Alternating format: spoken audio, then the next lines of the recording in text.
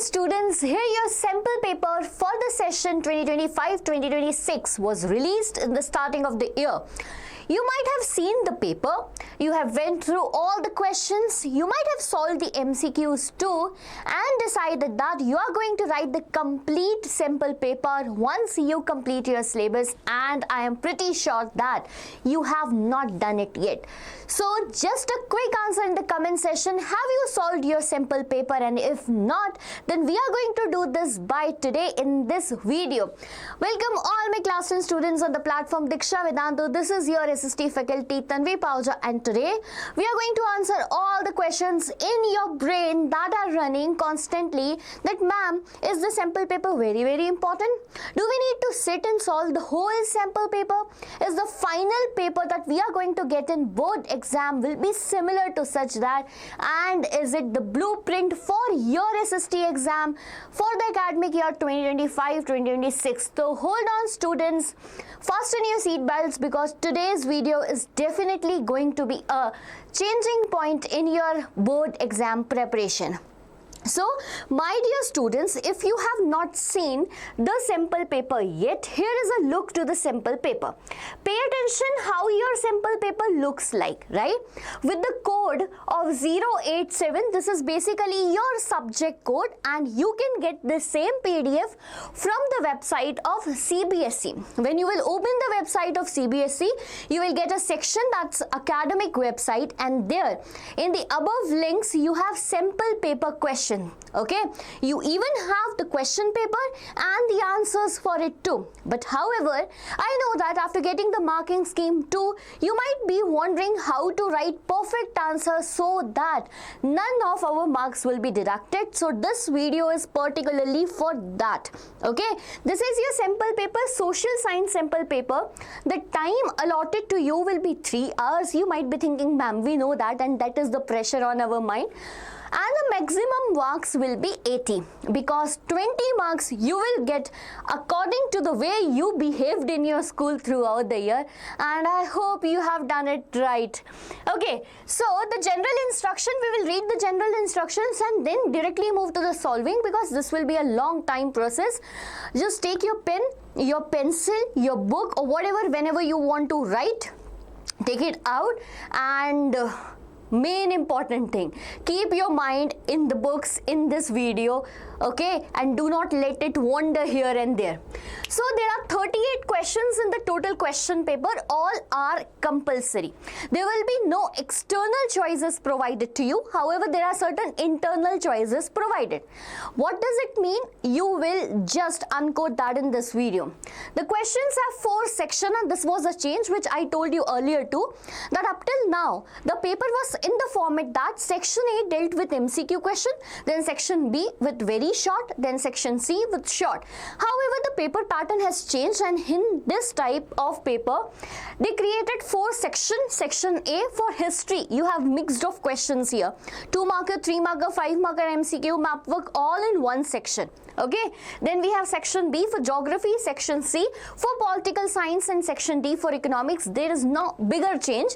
What is changed is, earlier the section was on the basis of marks, and now the sections are on the basis of books. That's it. Okay, so don't take tension. Whoever is making you create this tension, and don't worry. Each section is of 20 marks and has MCQs, very short. Okay, this you know. Pay attention, what I am giving you right now is very important, that very short carries 2 marks. You might be thinking, ma'am, we know what is new in that, but whenever you are writing a 2-marker question, focus on its word limit, because we need not to exceed it, or we need not to write something which is less than that, this word limit, okay, and it is 40 words. Do not exceed your answer for 2 marks for more than 40 words. Then we have 3-marker question with 60 words, 5-marker with 120 work, and very important thing, what? The case-based question. We always take it lightly. Oh, that nothing to do. Read the extract and write the answers. But do you know, in the instruction itself, that word limit is given for case-based question too, and that is 100 words.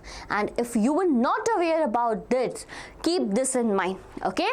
There is no overall choice, the external choice I was asking about, but the internal choices are there. And to the students who are visually impaired, the candidates who are visually impaired, whenever there is a picture-based question, an option is provided for them. Okay, so this is how your question paper for 2025-2026 is going to look.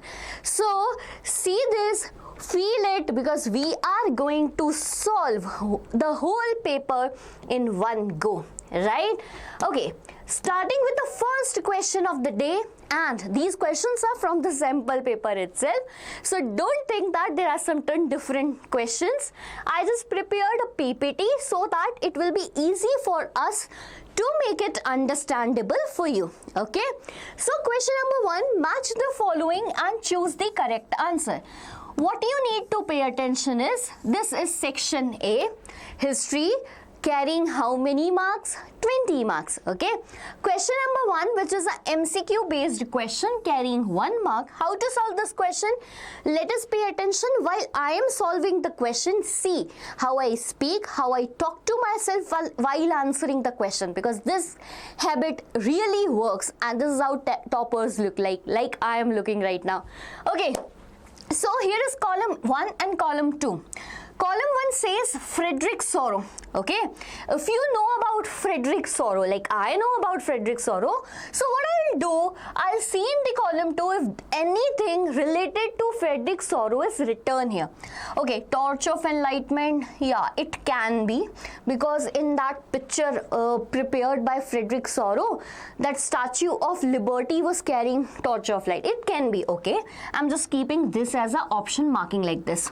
Shattered remains of absolute institution. Okay, this is also from the same picture. Democratic and Social Republic. Okay, this is also from the same picture. But the fourth option is Frederick Sorrow, a French artist, and hence it is clear that for A it will be fourth. So I'm writing it sidewise so that at the end I can match whether my answer is matching with this or not.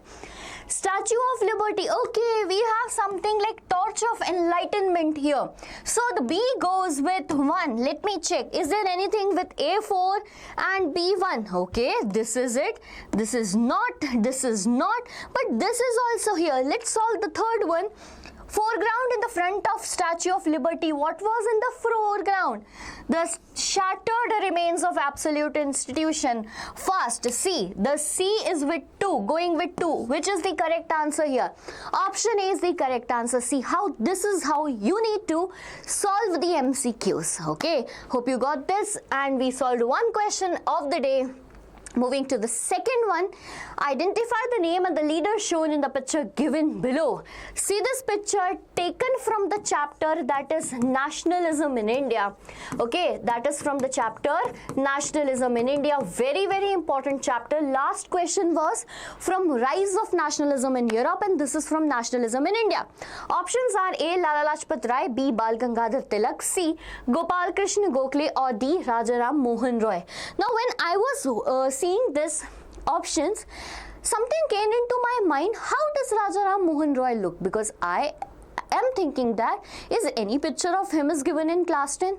So no. Okay, let's talk about others. Basically this picture, like Bal Gangadhar Tilak, is Bal Gangadhar Tilak, belonging to the Maratha region. He was a revolutionary, he was a freedom fighter, he was a person with extremist ideology, like who we call as Lal Bal Pal. We studied in class 8. So this picture is of Bal Gangadhar Tilak. And the description is given that, see, in this picture you can see at the corners, this is Taj Mahal, this is a village, and this is a mosque, this is a temple. So by this, they are particularly showing the unity in nation. Sometimes the question can also be asked that what does this picture signifies? Okay, get it? So we solve the second question. Third one in the list, thousands of people fled Europe for America in the 19th century due to. Now, why did the people fled? So A, because of widespread poverty and deadly diseases, frequent famine and poor living conditions, continuous war and political instability. D, that's harsh climate and repeated natural disasters. Now what happened? We know that the people of America or the land of America was not known to us for a longer period of time. All thanks to Christopher Columbus that he found the route towards America, and Amerigo Vespucci was the person who identified it as a different land. And then what happened? The Europeans was going to America and all such thing was going on. But what led to thousands of people fled Europe for America in 19th century? Because we have seen that in Europe there was frequent famines and poor living conditions. What were there? Frequent famines, like we talk about Irish potato famine. Do you remember that a potato of like French fries here, a potato type of thing can create a condition of famine in a nation? How incredible it was. So not incredible, how critical it was. Moving to the fourth question. Okay, B is the correct answer for third one. Louis Sebastian Mercier proclaimed, "Tremble, therefore, tyrants of the world, tremble before the virtual writer," who are referred to as tyrants in this context. Do you know what's trembling? The shaking of person in fear of something. So here they are talking about tremble. Who need to tremble?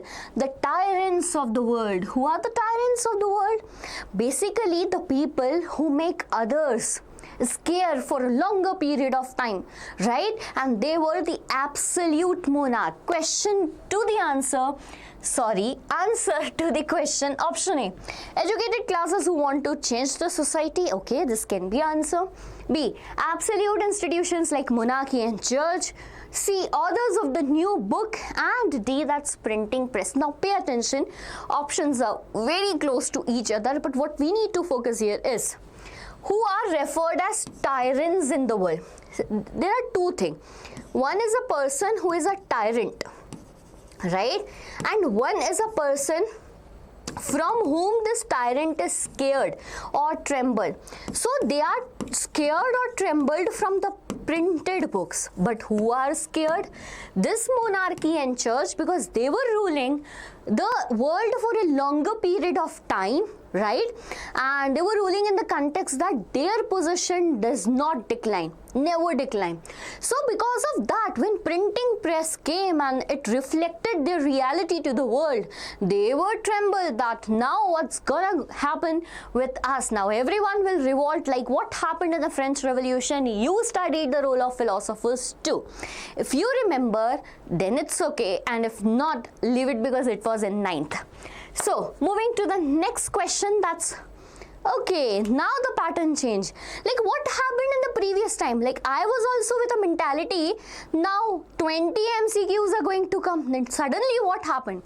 4 MCQs from history came one by one. Okay, one from print culture, one from making of global world, one from rise of nationalism in Europe, and one from nationalism in India. Okay, just cracking the code. Let's crack how they prepared the paper today. Okay, so now prepare the mentality that this is going to happen in your exam, because for a longer time we have a habit of writing the exam with MCQs first and then very short answers. Okay, so now moving with a 2-marker question is, the Silk Route was a good example of vibrant pre-modern trade and cultural links between distant parts of the world. Explain the statement with any 2 examples. Interesting, easy, and most repeated question. Let us see, something in OR is also given, and this is what is known as internal choices. What it is known as? Internal choices, my bachas. So we have a 5th B for this. Sometimes the new crop can make the difference between life and death. Explain the statement with 2 examples. So basically, see, they are asking 2-marker question to you. And here is the surprise. See, They are asking 2-marker question to you, so you need to answer just 2 points. Is it true, ma'am? Yes. Do not exceed the word limit. In the starting itself, the instruction says that the word limit is 40 words. So, do you remember what was the question number 5th A? The question number 5th A was that the trade that is happened by Silk Route is a vibrant cultural links also. That means the Silk Route is also responsible for trade as well as for the cultural links. Now we need to write a 2-marker question, and this is how you are going to write. I have written this handwritten so that you can relate how to write your answers in your SST exam. Hope this is really helpful for you. So, question number 5A, and answer to this question is as follows. Trade and culture go hand in hand. What I want to make you understand here is give a short intro to your answer. Never write an answer without an intro. Either it's 2-marker, 3-marker or 5-marker. Right? So I have given a small intro to it so that I should not exceed the word limit, because 2 points accurate we need to write. Okay, so trade and culture go hand in hand, or we can write the same sentence from the question also, that Silk Route is a vibrant pre-modern trade and cultural links throughout the world. So basically the 2 things are being linked. The first one is trade and the second one here is culture. If we talk about trade, as the name justify, silk was traded. It was traveling from China to Europe, right? However, silk was not the only item which was being traveled. Other than that, it was Chinese pottery, textile and spices, particularly from India and Southeast Asia. It traveled via the same route towards Europe. But now Europe also will pay something. Without payment, nothing works. Now we need something in return in the payment format. So yes, Europe paid to the rest of the world in the form of gold and silver at that time. So the currency was itself great at that time, right? Now, but the second point is culture. Now, what happened now? Whenever the trade is there, the people from Europe, from Central Asia was traveling from one place to another. Like, consider example, you are sitting in a classroom, you have a lunch break now. And when you have a lunch break, someone, you all will sit together, you are 8 people sitting, right? A person from there is from Karnataka, other one is from Tamil Nadu, someone is from Kerala, someone is from Maharashtra, etc. etc. Now all of them are bringing their lunch, and there is variety of lunch for you. Similarly, like see how the culture shared in that lunch boxes. Similarly, when people traveled for trade from one place to another, will there be sharing of culture? For sure, no doubt. So yes, Buddhism from India spread in different directions. Like we know that Buddhism started from Indian subcontinent and spread it to the rest of the world from the same route. Even Indian or South Asian people were not aware about Christian, but Christian missionaries traveled via the same route. Even Islam religion also traveled via the same route. And this is the answer for 2-marker question. In the OR, we had another answer, but my dear students, you might be thinking that ma'am has done so much hard work, wrote all the answers in handwritten format, and do you want this PDF?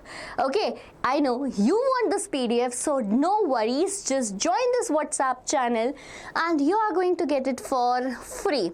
Not only this, there are many more things like list of important dates, all physics formulas, all maths formulas in just one PDF, and that's for free. So right now in the description box you will get a WhatsApp link. Join that WhatsApp channel and enjoy all that free stuffs available at the platform of Deeksha Vedantu. Moving to the next question, and if you forget the question, let's reread it. The question says, sometimes the new crop could make the difference between the life and death. Explain the statement with 2 examples. Okay, so yes, a new crop can make the difference between life and death. Intro is done. How? What happened? There was a potato known as humble potato. Now, this humble potato was sown and grown in America. What happened? Europeans found it, America, luckily, and took the new crop to Europe as it was grown everywhere easily. Now, European people suffering from high prices of the food got a chance that cheap food, potato, is available to them. They began to eat well, live longer, and enjoy their life. Now, what happened? The Ireland's poor people became so dependent on that potato. Maybe they are making the potato twister and enjoying it. So, that Ireland people, apart from joke, Ireland people became so dependent on the potato crop that what happened once now, a disease spread in that potato crop. Now, blunder happened, disease spread in all that. Poor farmers were suffering, like they were not having food to sell, food to eat, and that is the result that they died of starvation. Right? So yes, a crop that became a source of life for them became the reason of death for them. Did you get the point? 2 questions, 2 points, that's enough. Don't write the whole story that's in your mind. Okay, next question, that's 6th A. Question is 6th A. Now, but question, we missed the question now because question was in the earlier slide. Okay. Question 6th A. We will read A and B both and then we will solve, okay? A variety of cultural processes played an important role in developing a sense of nationalism in India. Okay. Support the statements with suitable example. Basically, the question asks you, what is the role of culture in spreading what? Nationalism in India. Get it?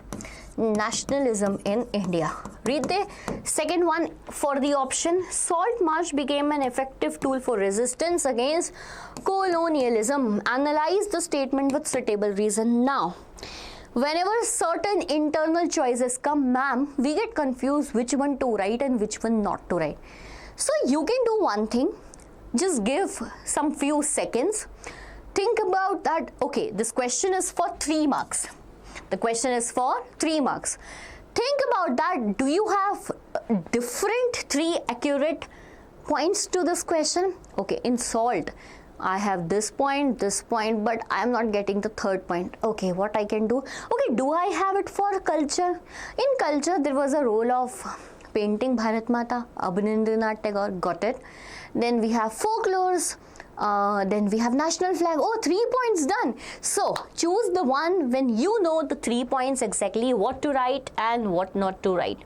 Okay, now question, that's 6th A. Answer to this is, following cultural processes played an important role in raising nationalist sentiments in India and RS. Again, pay attention. I have always written an intro to the question and you will also write it. So the first point is about figures and images. Okay.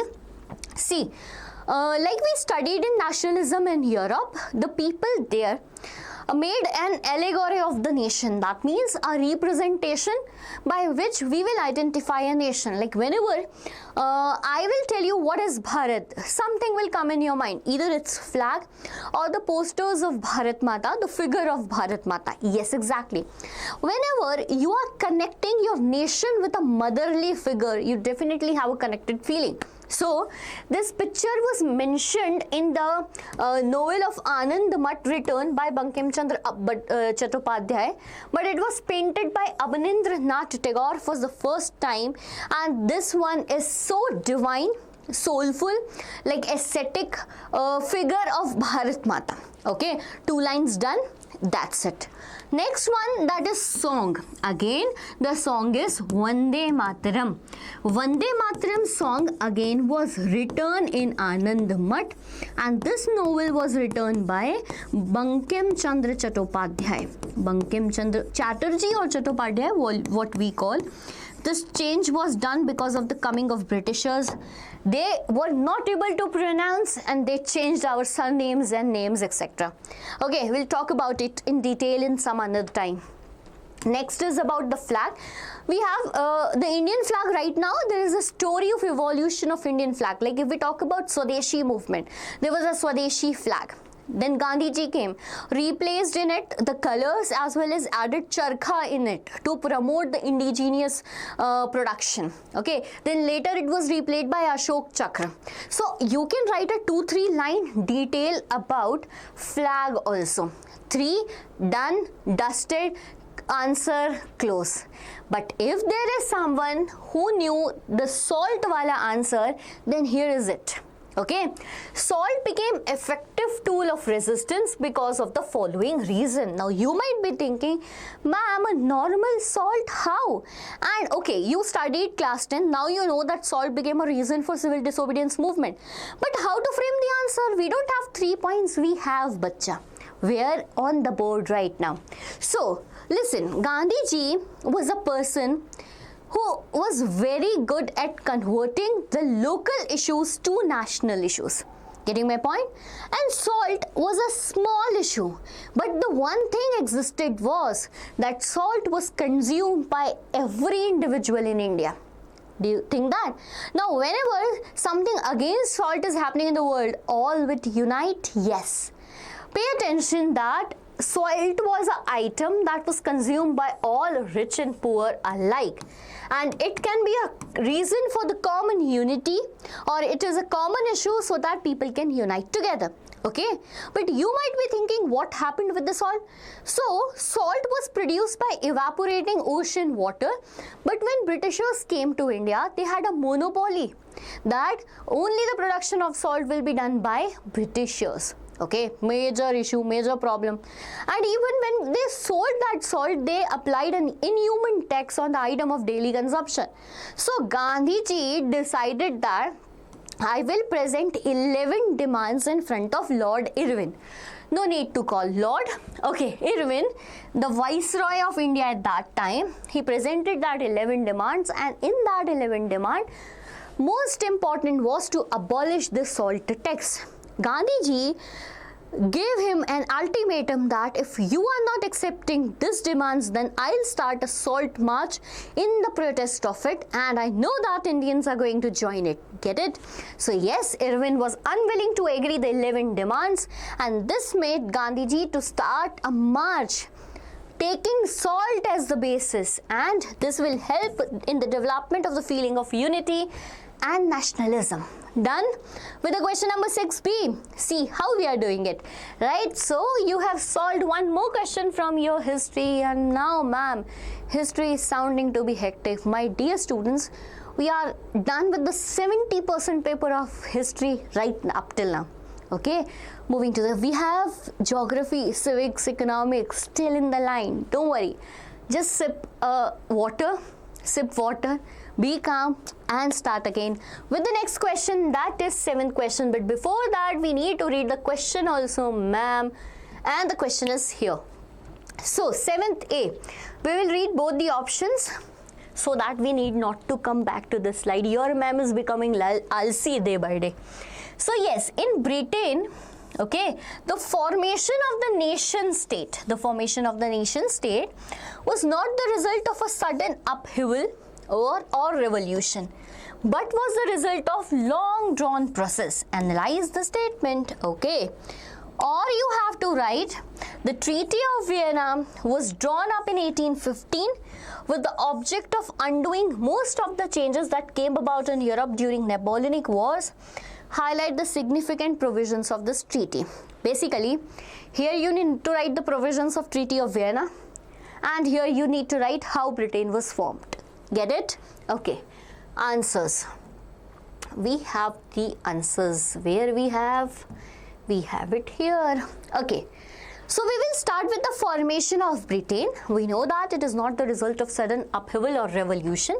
So we will start the intro with this, and then we are moving to the points. So we know that, bacha, if we talk about Britain, okay, the Great Britain we are talking about, basically Britain and the nearby areas were group of isle, that means they were the group of islands. Like for an example, this is Britain. Somewhere this was Scottish people living, Irish people living, Walish people were living. So in this group of island, the people with different ethnic groups speaking different language were living there. Okay, like there were people speaking English, Irish, Scot, Wales. Okay, now what happened? Pay attention. These people, those were speaking English, became so powerful day by day.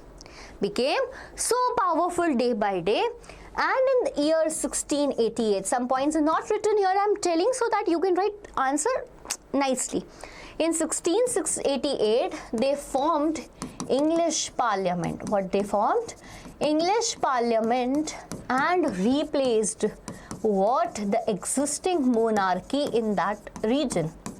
Now they become powerful. They replaced monarchy, established the English Parliament. That means power lies in the hands of the people. However, there was a ruler. Like if we know the structure of government of United Kingdoms right now, we can understand that there was English Parliament, but there was the monarch also, right? The monarch was not elected. He or she was hereditary, right? Now what happened? They view Scotland now, right? So with Scotland, because of their power, they signed the Act of Union in the year 1707. Now when they did that, they suppressed their culture, their identity, their language, etc. Got the point? Second point, we are done with Scotland. But did the Scottish people protested? Yes, the Scottish Highlanders protested, however were suppressed because they were not allowed to speak their Gaelic language and not to wear their national dress. Got it? Okay. Now moving towards the next place, that was Ireland, where Irish people used to live. Now the situation of Ireland is very unique, that in Ireland there were two types of people. One were Protestants and the other were Catholic. And Ireland was a place in which Catholic people were in dominance, that means in majority. But Britishers were supporting Protestant because they were Protestants. So they started supporting the Protestant against this majority Catholic groups, and forcibly they incorporated Ireland in the year 1801. Get it? And this is how the new United Kingdom of Great Britain was forced to make them more powerful, dominating what they have done. The new Britain introduced the new flag, the new national anthem, that God save our noble king. Okay, the Jack, I guess I'm missing this name. And the English language forcibly asked to be spoken by the people. Right? I know that this is looking to be like, ma'am, what is this? But my dear students, everything in one page. Matter solved. Okay. Next, moving to 7th B, to the students who know this Treaty of Vienna very nicely. Let's see how to frame your answers. Like Treaty of Vienna, start with 3 major points in your intro. That it was signed in the year 1815. It was signed in the year, again repeat the year, 1815. Speak as I am speaking, otherwise everything will be blow out of your mind. Okay. So it was signed in the year 1815. What happened in 1815? Pay attention. It was between all the conservatives in Europe, major conservatives in Europe, signed with Napoleon, because this was the result of a war, that is Battle of Waterloo, in which Napoleon was defeated and this treaty was signed. It was hosted by Duke Metternich, an Austrian chancellor, and it was signed at a place known as Austria. Get it? Introduction done. Moving to the first point, the treaty. The provisions of this treaty was such that France, where Napoleon is defeated, now who will come back to the power? So the Bourbon dynasty, which was earlier deposed in French Revolution, came back into the picture. Right? Entry of the Shah Rukh Khan ki entry ho rahi hai. So Bourbon dynasty was restored to power, and after being deposed by the French Revolution, what happened now? Pay attention.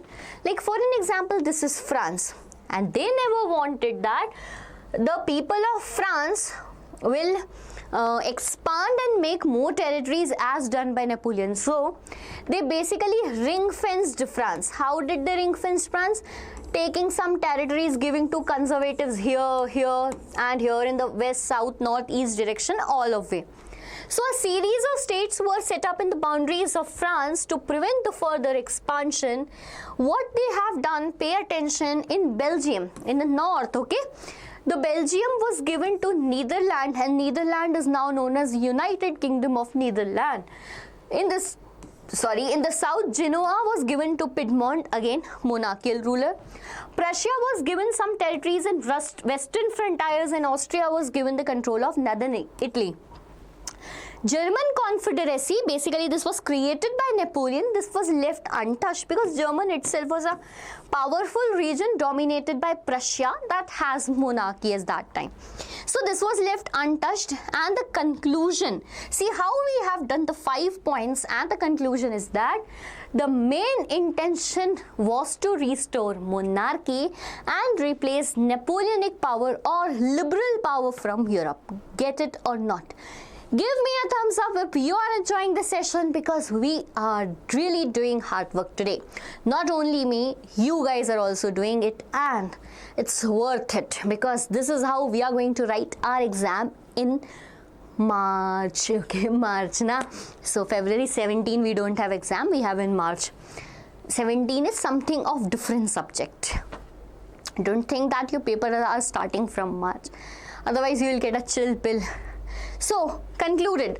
See now framework, how I changed in a 5-marker question. Intro, points, conclusion. Okay. Examiner will be so happy seeing this format. Yeah, the person has studied somewhere very good, from somewhere very good. Okay. Going to the next one. Now, this is very important, bacha, because this is a case-based question, and I know that you guys are thinking that, oh, case-based. We will solve it at last point, but do you know, this year in the sample paper, this extract has a different source and not your book. So there is something which you have not read earlier. I know that this might not be visible to you, right? I'm just giving you how to solve it, so that you should solve this case-based question. In case you need any help, comment down, we will sort that out. So what happened now, sometimes the extracts are so easy that we need, like if we started reading Krishnaji, Trimbuk Ranade, basically KT Ranade, inhabitant of Pune, intends to publish a newspaper in Marathi language. Like when you start reading and reach here, you will forget that which newspaper in which language, etc, etc. Okay, while answering the question, you need to read it again.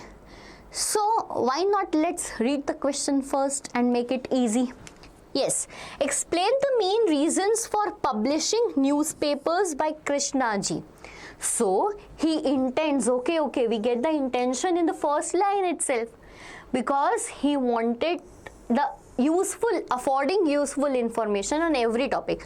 So basically he wanted free discussion on the subjects of general utility, scientific investigation, speculation. So for that discussion, history, geography of the country, everything. He wrote the newspaper, that's it. How was the task of native newspapers and political associations seen identical to the role of opposition? So here, the task of the native newspaper and political association is identical to the role of opposition in the House of Commons in the Parliament in England, because what was this newspaper doing? It was critically analyzing the government policies. It was what? Critically analyzing what? Government policies to improve the adjustments and many more such things. Get it? So here is the answer to the second question. Now what we need to pay attention, 1 mark, but this is for 2 marks. So whenever you write the last answer, 2 points must be there.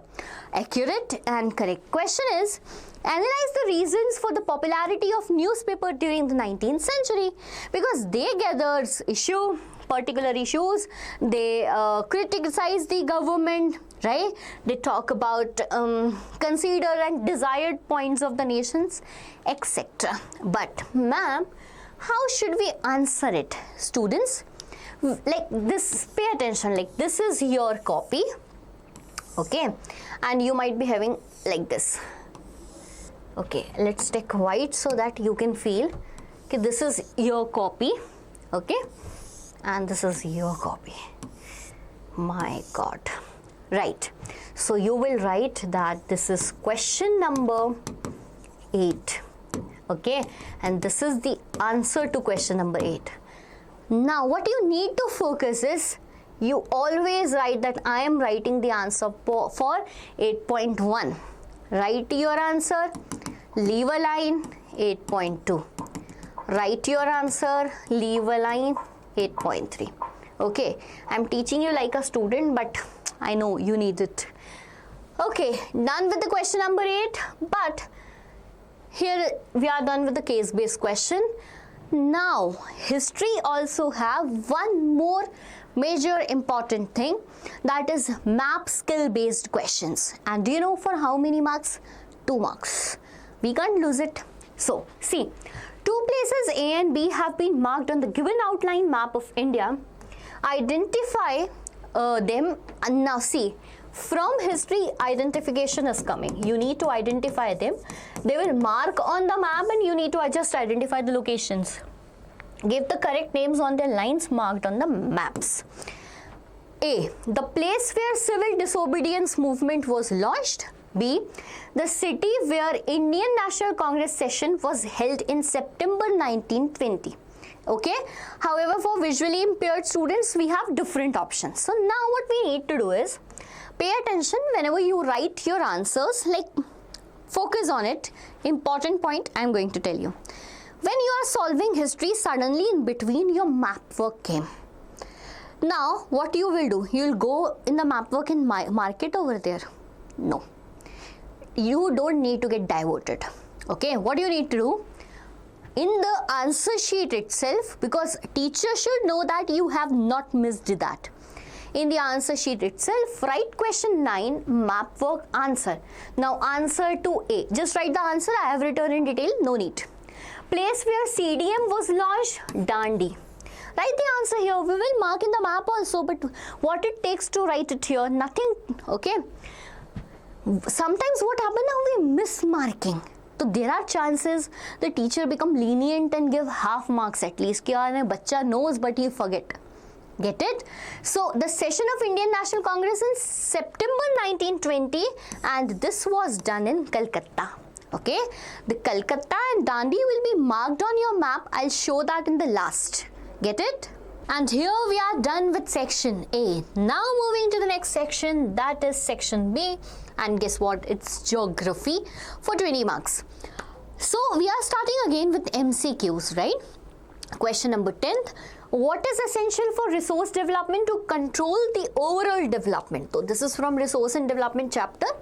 They're asking that what is necessary.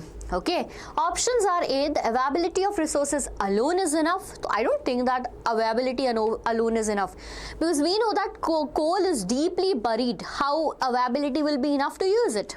No, not correct. Option B, the presence of foreign invaders and their governance, not at all. What they will do? Technological development and institution. Yes, my dear students, in the chapter starting itself, they are saying that 3 things are very important. One is the presence of resource, then there is the role of technology, as well as institution setup, and all of these can be possible with the presence of human resource. Okay, so the answer is C. Okay, identify the appropriate option to fill in the empty boxes. From geography, these type of questions come frequently. How? See, classification of soil. Now, they are making a flow chart like you guys make notes, right? For alluvial soil, the description here is given: ideal for the growth of sugarcane, paddy, wheat and rice, cereal and pulses. You need to identify what is ideal for the growth of cotton. So whenever cotton comes in mind, just write black soil, nothing else. Okay, so see, where is black soil? We have black soil in option A and in option D. Let's cross the option B and C. But to give the answer, we need to read the third one also, that is suitable for like cashew nuts. So yes, students, for cashew nut, which soil is suitable? It is laterite soil, and the option will be D as correct. Hope you get this 2 MCQs from geography portion. Moving towards the next one in the list. 12th, a total of 628 tigers died in India during the past 5 years due to natural causes and other reasons.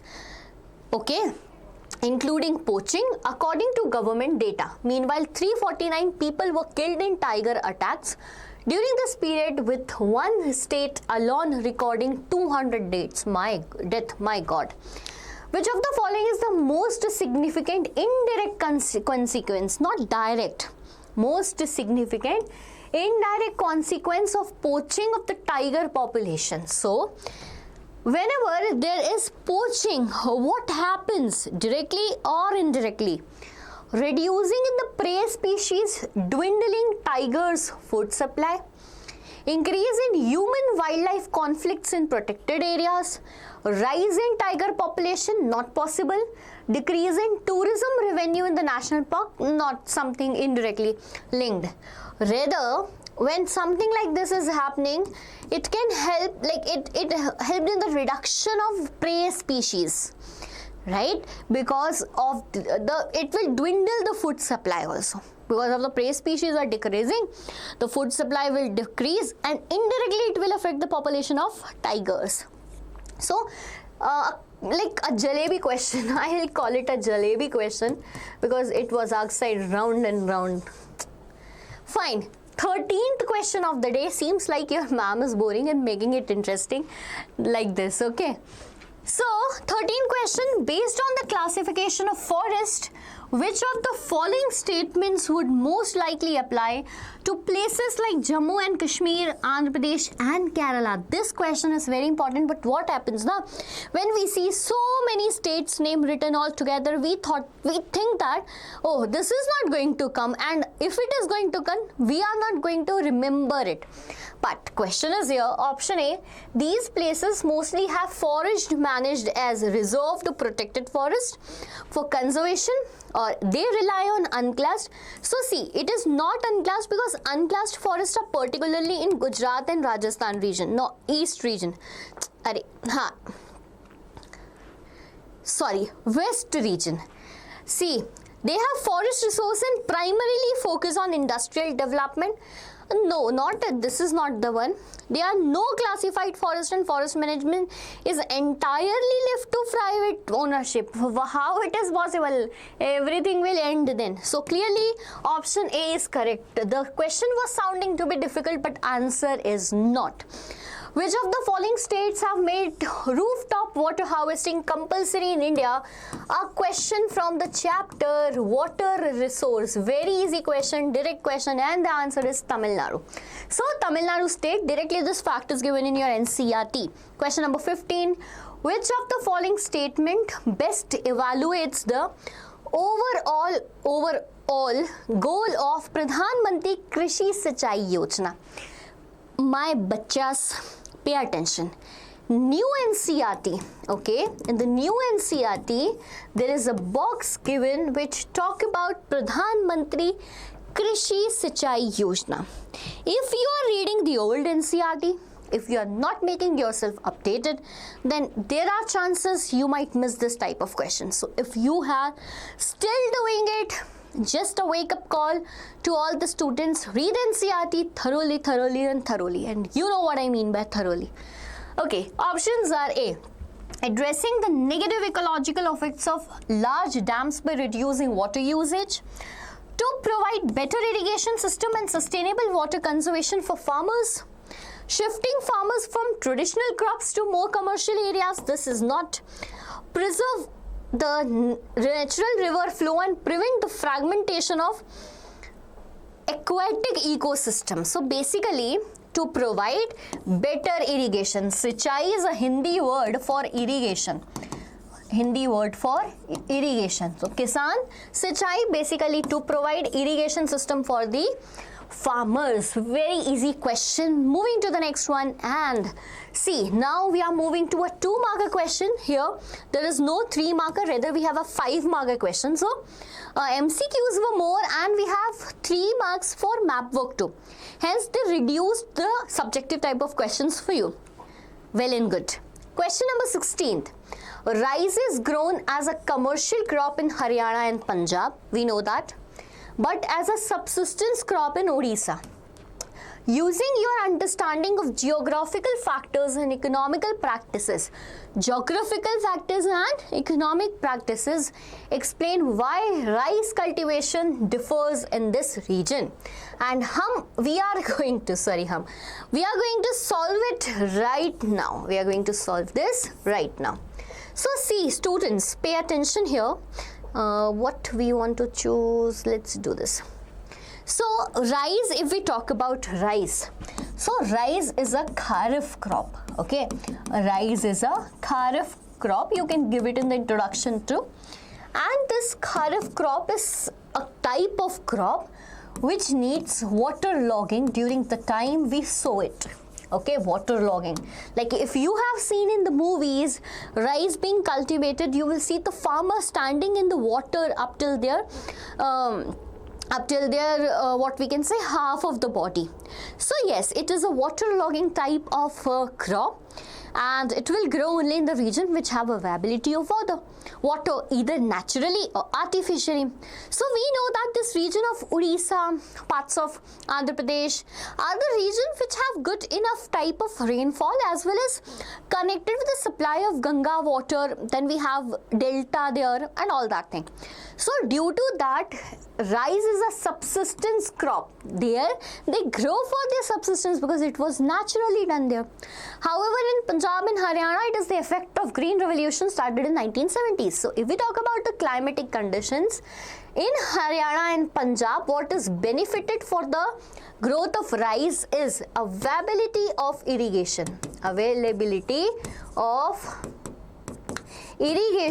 Why? Because of river Indus and its tributaries. Okay. However, in Odisha, there is natural climatic conditions. Basically, that's high temperature, okay, high humidity and high rainfall. See how I am writing the answer, and here everything will be listed. If we talk about economic factors, natural ports are nearby. Okay, the soil is perfect over here. So we have market access. Similarly, if we talk about the northern part of India, yes, we have on the western side certain ports, like in Gujarat, Kandla port is there.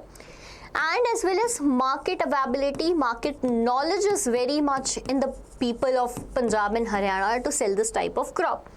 If we talk about farming practice, Punjab and Haryana being influenced by Green Revolution, what they used is modern technology, okay, like HYV seeds, fertilizers, etc.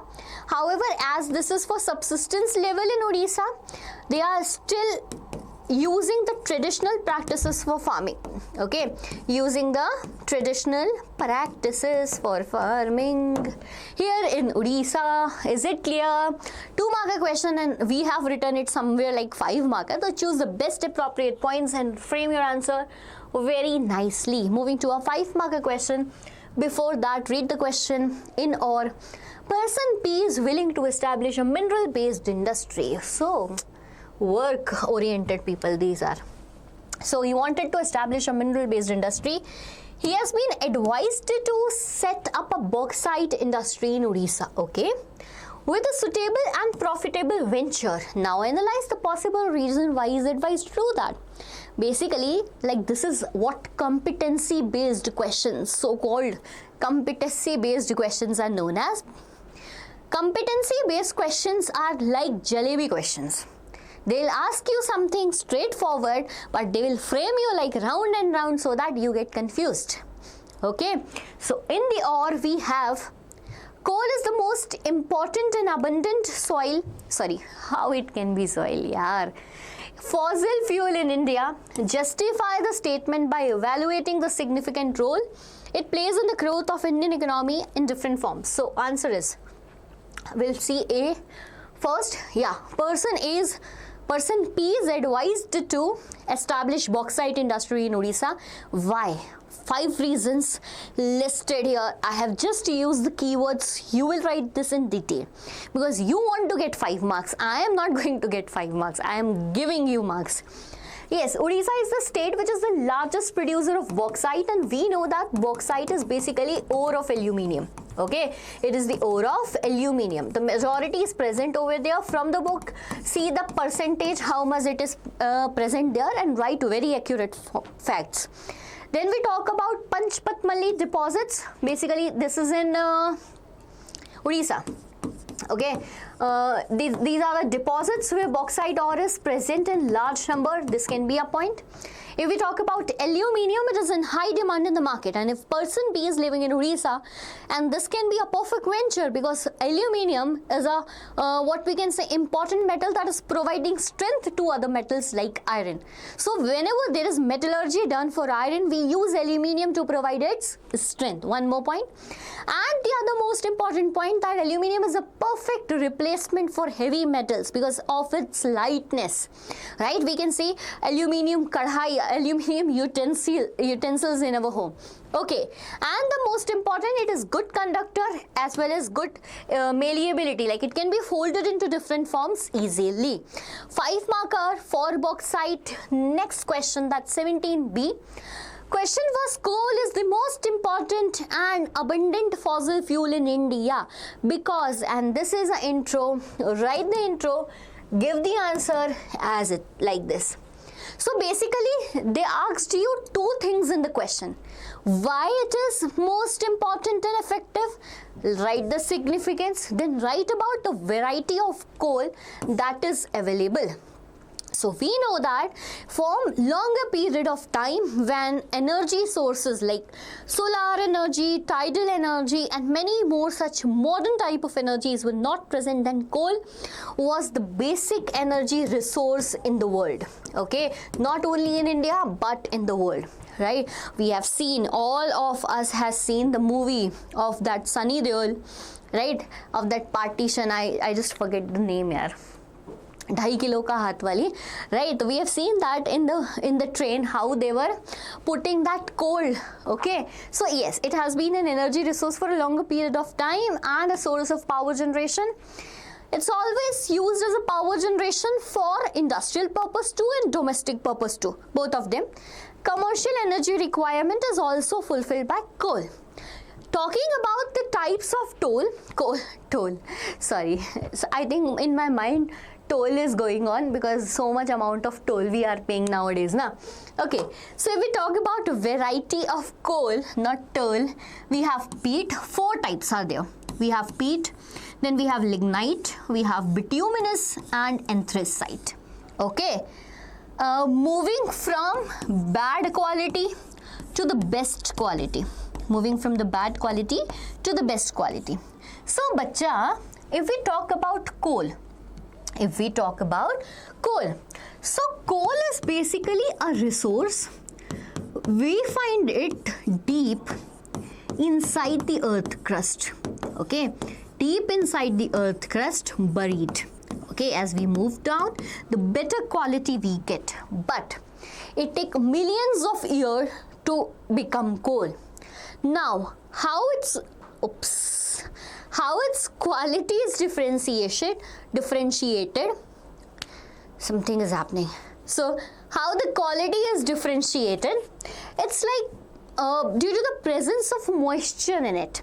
Like if we talk about coal, we know it has a burning property, and if there will be moisture, that means the quality is degraded. So peat is basically the type of coal which have high moisture content. Okay, which have high moisture content. If we talk about lignite, yes, it also have more moisture content, but not as much as in comparison to peat. When we talk about lignite, it is being large scale used in the world. Then bituminous, a far better one, right? Majority of all our demands are fulfilled by the bituminous type of coal. Anthracite, the best one, which do not have any type of any type of moisture content in it, and very finest quality of coal. Okay, all you need to write my explanation, what I gave, into your words, frame your answers and score 5 marks. 17B is done. Moving to the 18th question of day, that is again a case-based question from geography. Do you want? We should solve it. Okay. I was thinking to let you solve this, but let me do a favor for you, because sample paper we are doing, but in the next case-based some series we will be starting. You are going to solve all the case-based questions. I think that we need to practice before writing in the final exam. Okay, so read the given text and answer the following question. 1 plus 2 plus 1, that means this is for 4 marks. Again, what we will do here is, we'll read the question as we did in the previous one too. So what do you think is global waste expected to increase by 2025? So yes, this extract is basically about global pollution. It's taken from some source, some World Bank type of link is given here. That's very much clear that this time it is not coming from your book. Maybe like among the 3, one of them might be from your book, but this one is not, and possibility can be different like. Okay, so what do you think is a global waste expected to increase by 2050? Where you can see 2050? Okay, here I can see 2050. Intensive material consumption depletes natural resources and causes negative environmental impact. At every stage of product life cycle, global waste is expected to increase to 3.4 billion tons by 2050. But question was why? And this is not the answer to the why. So what we need to do, ma'am, we need to read this extract. Okay, global pollution is rising due to rapid economic growth. Fine. So now this is the answer. Why? Because of rapid economic growth, population increase, insufficient environmental management, right? These basically are the reasons why global waste is expected to be increased. Next question. How do manufacturing industries cause pollution of different types? Explain with examples. I don't think I'm going to give this answer. We have multiple type of pollution: air pollution, water pollution, soil pollution, etc. And how industries cause them. 1 mark a question, write it on your own. You are a 10th standard student, you will do it. Now 2 mark a question, is it correct to consider pollution as a possible cause for worsening of the current global trends of poverty and inequality? Yes, this is about an analytical based question. When you will read the second paragraph of the source, you will get the answer, direct answer for this. Give me a thumbs up that yes ma'am, we are going to solve it for you. Not for me, do it for you. Okay, done with the last question, and this was for 18th number na. To answer, the format of this answer should be such that we did it for history also. And the 19th one is map work. We know that there might be 3 map work for geography. As I told earlier, mention in the answer, right? Mention in the answer copy. Then later you will mark it in the map too. Okay. So here is the questions for map-based skills, 3 marker. On the same outline of map, locate and label. Now here it is locate and label, there it was identification. The following with suitable symbol. The dam in Satluj Byas river, which was used for both hydel power production and irrigation. Do you remember it? Think about it, I am going to tell it in the last. Or the dam in the Mahanadi basin that integrates conservation of water with flood. One dam is going to come for sure, right? Any 2 of the following. A major seaport in West Bengal. Okay, it is Haldia. International airport in Tamil Nadu, Meenambakkam. International airport in Punjab. Ma'am, you told this, why not that? Because I want the answers from you in the comment section right now. Okay, so Congratulations, because we have completed 50% of our sample paper. Take a deep breath, drink a sip of water, right? Get ready for the another 50%, because this one is also interesting. We have political science and economics left with us. Okay, so bachas, get set and go. Section C, that's political science for 20 marks. Question number 1, that is a MCQ. Which of the following statements are true with respect to ethnic composition of Belgium? Easy question from the very easy chapter of SST, that's power sharing. My favorite, because this is the first chapter we usually teach now. And by the end of the year, what do you know? We teach it so multiple times that each and every line of NCERT is just mugged up in my mind. And I know that, oh, this line on this page and this paragraph. So this is how you can also study it. Like I'm sure that you might have studied it in your PA1. PA2, then half yearly, then you're studying it for pre-boards. Like this particular chapter, I don't think that you should lose any mark in this. Okay, coming back, true with respect to ethnic composition. Okay, 59% of total population of Belgium lives in Wallonia region and speaks French. Okay, crazy. 40% lives in Flemish region and speaks the language Dutch. 1% of the Belgians speak German. This is correct. I am sure about the third one. Rest I don't know anything, because yes, 1% of the Belgium speaks German. In the capital city of Brussels, 80% of the people speak French and 20% of the people speak Dutch. Now pay attention which statement you are sure about. I am sure about third one. Is anywhere third year? No. Here, okay, here it is. Anyway, third year? No. So we are left with two options, B and C, and they are definitely different from each other. Either 1, 2, 3 are correct, or 3 or 4 is correct. So students, we know that in the nation Belgium, the majority population was of Dutch, right? In the whole country, the majority population was Dutch. However, the minority population was French here. Minority population was French here. So this statement is so contradictory. However, the fourth one is correct, because in the capital, the situation was reverse. Dutch, being in the majority of the nation, were in the minority in the capital. However, French, being in the minority in the nation, were in majority in the capital. Everything going round and round. Okay, don't worry. 3 and 4 is the correct one to this question, and the question number is 20. Okay, let's move to the next question and 21 question. Still on 21 question, don't worry. The cartoon below depicts Germany's government that was formed after 2005 elections. It included the two major parties of the country, namely the Christian Democratic Union and Social Democratic Party. Okay, the two parties are historically competing with each other. Which of the following option best explains the cartoon? Recently, I just published a video on the same channel, Deeksha Vedantu, where there were certain image-based questions, and I'm sure this question was there. Even I also made a video how to solve image-based question or how to study for image-based questions. But go and watch that too, right? This image is taken from Civics book. Okay, here you can see a car with two-wheeler, sorry, not two-wheeler. What I am saying. So, two steering, we have a car. Basically, they wanted to tell there are two types of political parties. They are competing with each other since a long period of time. Now, what happened in a particular year? They started forming a coalition government. Will it run? No, not at all. Imagine that your parents left home and gave the responsibility to you and your sibling to arrange everything. Will it be possible? No, similarly.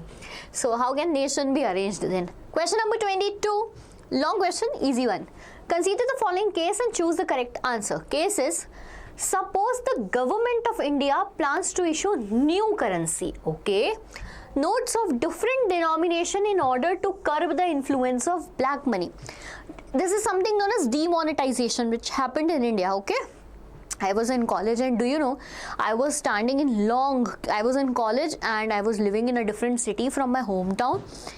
How to get money, right? It was so difficult. There were long queues of lines in front of ATM, and we were like struggling to have money.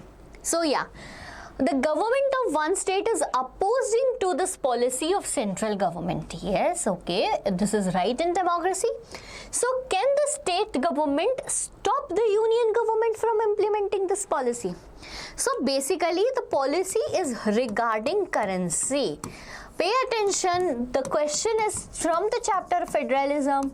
The question seems difficult, but it's ED. Yes, because currency is subject of state list. First of all, no, it is not subject of state list. Otherwise, every state of India might have their own currency. No, because currency is a subject of union list. Okay. Let's read other also. Yes, because the approval of both state and government is necessary. No, it's not in the concurrent list.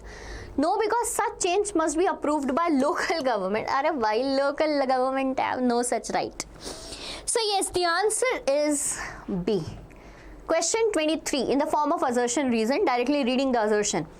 Exclusive attention to caste can produce negative result in democracy. Exclusive, okay. Exclusive, alag se, fine. Reason R. It can divert attention from other important issues, thus leading to tensions, conflicts, and even violence. Correct. A is correct. A is, both are true, and R is the correct explanation of A. Moving to the subjective type of questions from civics, question number 24. We'll read 24.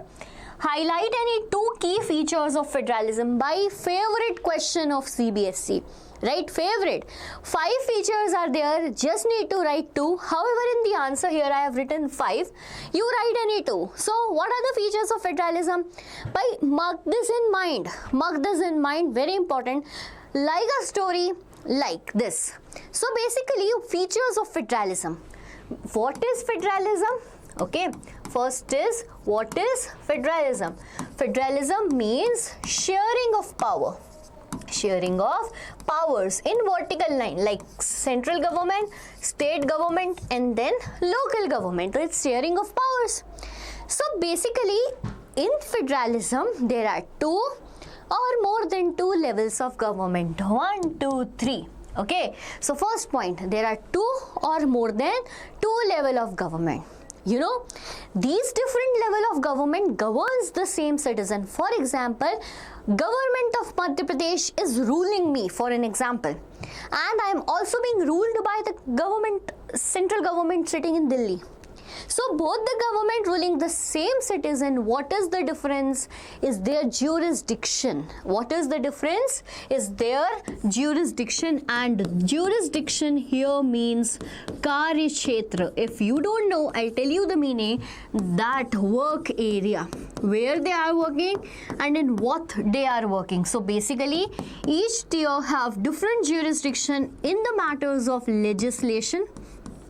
Okay, in the matter of legislation, in the matter of taxation and administration. According to the question, as it is asked for 2 marker, this much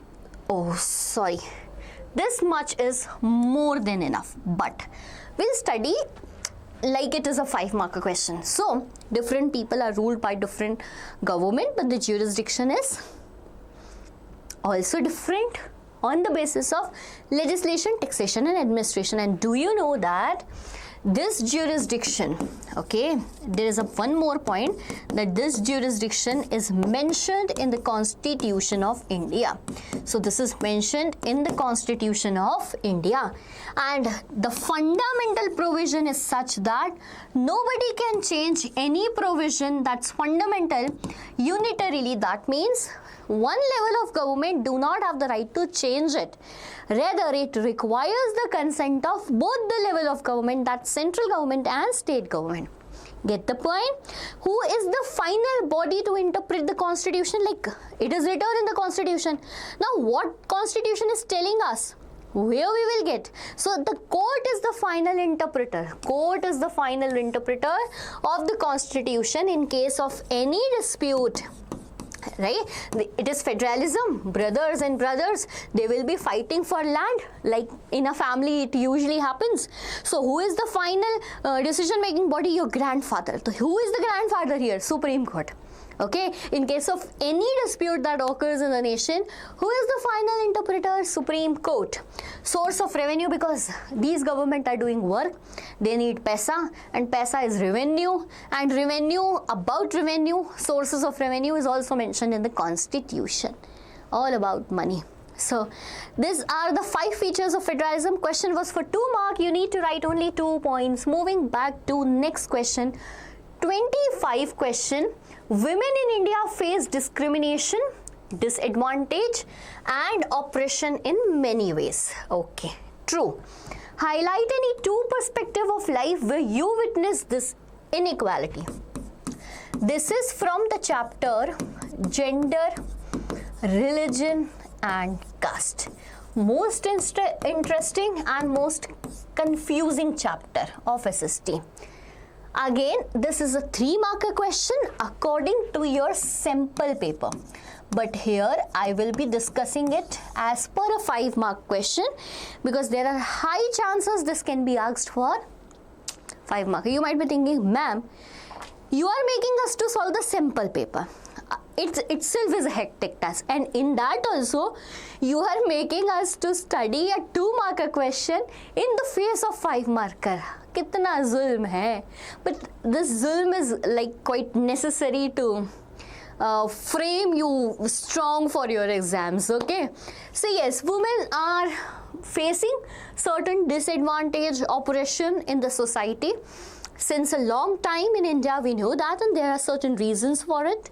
However, the situation is so better right now. We are blessed that we are born in this century where women and male in 70% of Indian households are treated equal.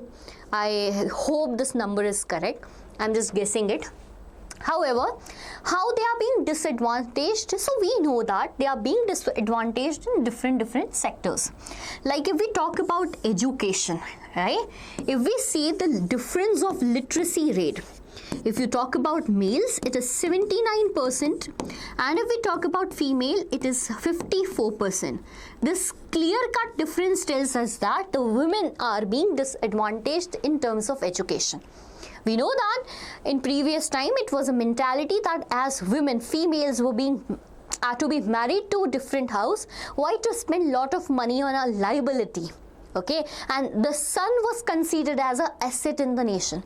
So you can write, you cannot write so theory and social and don't put your thoughts in your answer like you are taking badla from your answers. No.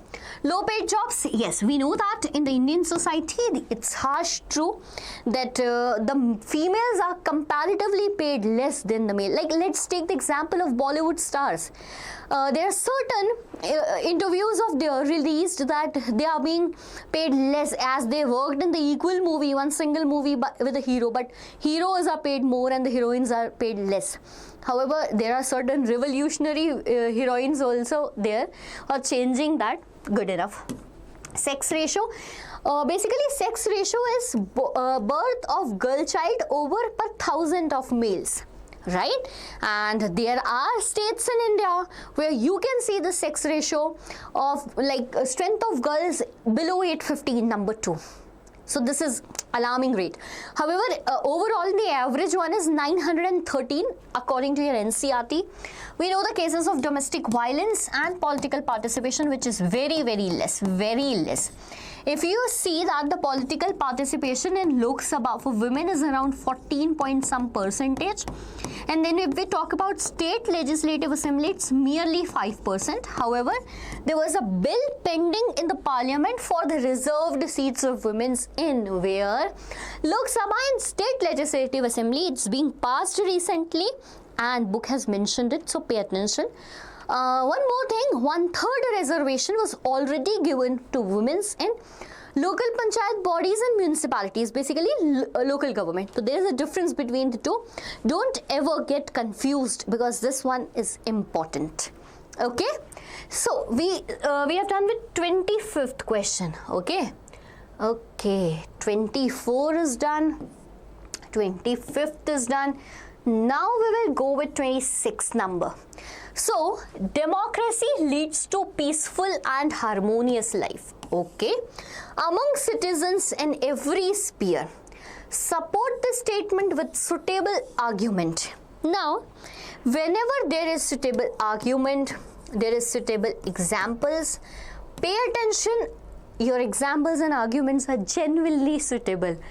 Yes, see, this one is from Outcomes of Democracy. Okay, this democracy wala is from Outcomes of Democracy, and whenever I study the chapter democracy, I have a thought that why is it existing in the NCERT? Like, yeah, what is this? Matlab, okay, fine. However, it's something different from the ideal definition of democracy, but it's actually not revealing the truth also. Okay, at the end, democracy is good. Fine. Democracy leads to peaceful and harmonious life. However, no doubt, democracy genuinely leads a peaceful and harmonious life, because we know that other than democracy, what option do we have? We have dictatorship, right? We are aware about the fate of the people of North Korea. We won't allow our nation to follow dictatorship over it. Monarchy, we know, dynastic succession, not at all successful. So yes, it is peaceful and harmonious way, but how? Give a suitable example, give a suitable argument. So we have an argument of Belgium. We know that in the Belgium there were civil crisis going on. Okay, but this civil crisis is solved by a basic solution in a democratic nation, and that is what, bacha, power sharing. If the people of Dutch and French might have not done the power sharing in a very, very good manner, they might be fighting like Sri Lanka did, as they didn't allow them to power share with the Tamilians, right? So yes, power sharing is a very, very fundamental aspect of democracy, in which equal interest of all the ethnic groups, society is fulfilled without any discrimination, and hence it is a peaceful and harmonious way. Like, differences are being respected and conflicts are being resolved, and it is, pay attention, NCERT has a very genuine point that democracy should not always be the rule of majority. Getting my point? But now you might be thinking, ma'am, if there is majority in a country of certain community, whenever they will give votes, the government will be formed by majority. Meaning here is, the government that is formed by majority should not always be the government by majority. Means that it should not always and only work for majority, rather also keep the minority with them. Okay, formed by majority, but not should be the government of majority. Getting the difference? By and of. Okay, so this is how 26th question is done. And now high time to take a deep breath, because even I am tired and you also might be. Sip a glass of water. I think now water will not work. We need coffee, right? We need coffee and a plate of Maggie. Will it work? Now, but don't get up and make Maggie. It will take you 2 minutes. Complete it. Set a timer, because we have to complete it in 3 hours anyhow. Okay, right now you're not writing, but in exam hall you will be writing, you will be pressurized. Some questions, answers might not be in your mind. You will be looking here and there, how to cheat, how to ask from your friends. Don't do that, because do you know there are strict actions if you are doing cheating in your exam, not teaching. Okay, next question, 5-marker question. See, there's 2 2-marker question in civics, 1 3-marker question, and 1 very important 5-marker question. I'm pretty sure this is going to come from the chapter political parties. For sure, write it somewhere. Get it signed by me. Tell me after your exam happens that, ma'am, from this chapter 5-marker question didn't come. I'll change everything. So, definitely a 5-marker question is going to come. 27A, from political parties play a significant role in effective working of democracy. Basically, they are asking what are the functions of political parties. Okay. Or may we have one more question, analyze how the issue of leadership succession possess a challenge to political parties? See, this question is tricky, difficult too. Why? Because in your book there is a section challenges of political parties. Okay, and you have 5 points in that, although you have 4 only, but it's so deeply defined, so we can make it 5. Like, one is leadership success, I have a problem of S, leadership succession. Then we have problem of internal democracy, and then we have money and muscle power, meaning no meaningful choice to others. Now, they are not asking you all the challenge, they are just asking you the issue of leadership in 5 marks. This is a problem, this is a difficulty, but every problem has a solution because Tanvi Ma'am is here with you guys. So first we will solve with question 27A, then we will move to question 27B. Okay, I think now as the lecture went for 1.5, now my mind is also going somewhere. No worries. So here are the functions of political parties. 5 functions, write in detail, because this is a 5-marker question. 120 words is the word limit. Okay, don't make the flowchart like this. I just made to make this interesting for you. We know that why are political parties made. So political party is a group of people come together to contest elections. Okay, so the first function is contesting elections. For contesting elections, they need to choose their leaders.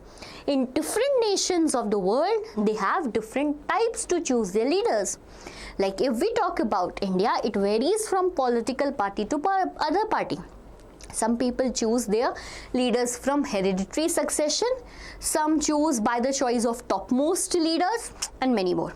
Some choose it, other nations choose it by elections too. Getting my point?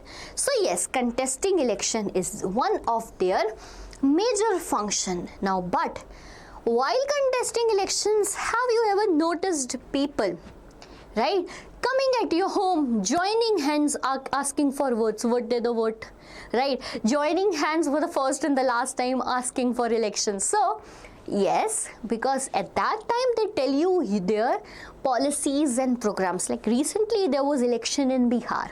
You might have seen Prashant Kishore, Maithili Thakur and many other leaders sharing their policies and programs which they will implement after the successful victory in their election. Get it? So there is a policy and program framework for that. Now consider that one of them win the election. What they will do? They will make the law. What if they didn't get victory in the elections? What they will do? They'll play the role of opposition. And most important thing all these political parties are doing, they are shaping the public opinions. How they are shaping it? Because they want to get re-elected the next time. So they want to become favorite in the eyes of public by shaping their policies and implementing it. Being the part of government or not being the part of government, they can force government to do so. Get it? 5-marker question, write in detail. And if not, you have done it right now.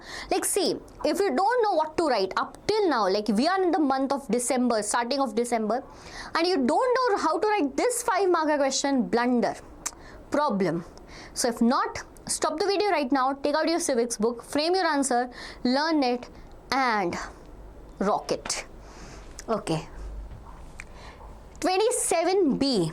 Yes, we have seen that one major challenge in the political party was issue of leadership succession, right? Hereditary succession. Like we see that there are certain political parties in which leaders are chosen and we don't know the process.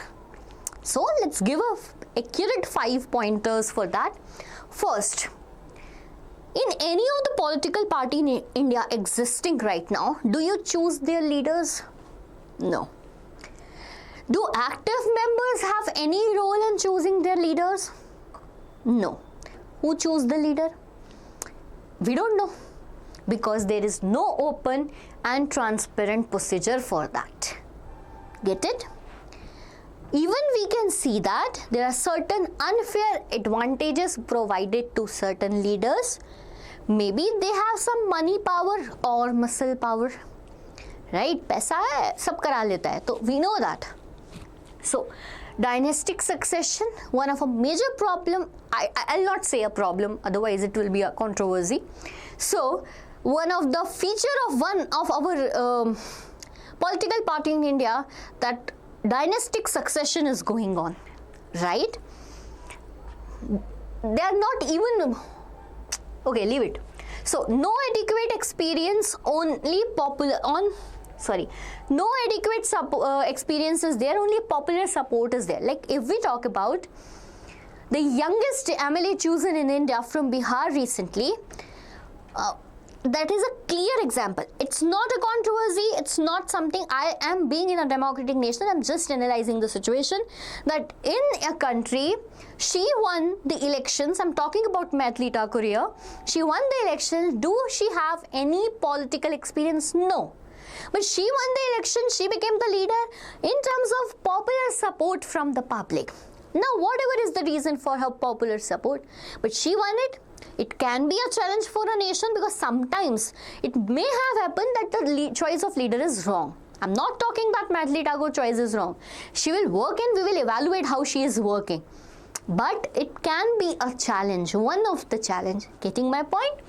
Personal loyalty to the leaders. Yet this is major thing, like politics is being politicized.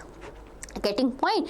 There are certain leaders who are being given personal like choices, if I will become CM, I'll make you education minister. Okay, you are my choice. What if the person has not studied till class 10th and he become the education minister of the nation because of the personal choice? Okay, so this is a perfect explanation to this question. Hope you enjoyed this, because I did. Next question is about case-based question. Read the given text and answer the following question. But this is taken from power sharing chapter from your NCERT. So I'm pretty sure there is no need to read this, because this is from your NCERT and I think you have read the NCERT thoroughly. So state any two demands of Tamils in Sri Lanka. First demand, recognize our language as official language, Tamil, and give respect to our religion. Khatam. 1 mark guaranteed. State the result of majoritarian government in Sri Lanka. So what is the result? Civil war continued till the year 2009. 1 mark guaranteed. Explain any two provisions of Belgian model of power sharing. Now pay attention. Nothing is written here about Belgian, but you know about Belgian model. Okay, so write it that between 1970 to 1993 they have amended the constitution 4 times. But what changes did they do? In the central government, ministers from different social group, cultural group will be equal, and in the state government will be given more power by the central government, so that state is no longer subordinate to the central government. Get it? This is how you are going to solve it. See how easy was it. Now consider you are reading the whole extract, then writing the answer. Total waste of time. I have given a strategy how to solve case-based question in one of my video. Go to the channel, watch it right now. Very important for your exam. Okay? Chalo. Solved 28 question. The format of writing is in front of you. Follow this answer writing format. Why I have written it, everything handwritten. However, the writing is not so good because I am writing on the board, and the most important perspective of mine was a good explanation to you. So pay attention. In every of my answer writing I have focused on the keywords, and these keywords are directly from the NCERT, nowhere else. I'm not writing something that's in my mind. Follow this. So no more gyan, because we have one more section, that is section D, and take a breath because this is the last section of your sample paper. I know students, you have a lot of burden in your mind, lot of burden on you. Exams are near, need to solve sample paper for math, science, many more, do you know? But these sample paper solutions are very important. Okay, I'll share you a story of my time when I was in 10th. The major difficulty which I was facing was in the subject Sanskrit. Because what happened now, we started reading Sanskrit around class 6th or 7th, and in the initial times now, I took no interest. That was my mistake basically. I took no interest. So because of that, my basics of Sanskrit was so weak. Now 10th came, no solution, we need to study, and my parents were like, study, score good marks, although they were correct. So what happened now? Sanskrit paper. Now what I was doing, because I don't know the basics of Sanskrit, every day I get up early in the morning and learn one Sanskrit essay or letter and write it again and again. You know how many times I wrote it in a day? 10 times. And it was crazy. Like, I was like, rattafication, total rattafication I was doing. So I was having a fear of Sanskrit, but one of the life-changing moment was sample paper for me, because do you know, I bought one booklet, a random booklet from the market. It was set of 10 sample papers, important papers. I bought a book. I solved all of them. Someone suggested me, solve them. It will be helpful for you. I solved all of them, and it's so crazy. Right now I'm having goosebumps because I can't accept that. Right? 80% of my Sanskrit paper came from the first sample paper of that book. I don't know how I was lucky, or it was leaked, or what happened, I don't know. But 80% of the paper came from that sample paper, and this tells you how important the sample paper practice is. Right? What if 20% of the paper comes from here? So you might be sure about that marks, okay? Okay, no more Gyan. Moving to section D of economics. Again, this one is for 20 marks, my dear students. Question in the form of MCQ format, question number 21. Underemployment is caused when? Okay, when is underemployment caused? Options are A, more workers are employed than actually required. Okay. Fewer workers are employed than actually required. Workers are paid more than their actual output. Jobs are given only to high educated workers. No. So basically the situation is underemployment, and it is a type of unemployment. What is unemployment, my dear students? When a person wants to work but is unable to find the work. And what is underemployment? When a person is working less than its potential or less than its required. Option A, correct one. Okay. Question 30. What can be inferred about the limitations of using per capita income, that is average income? We know that there is a limitation to use it. To compare the well-being across countries, like World Bank used the criteria average income, then again it was a failure, and then we moved to HDI.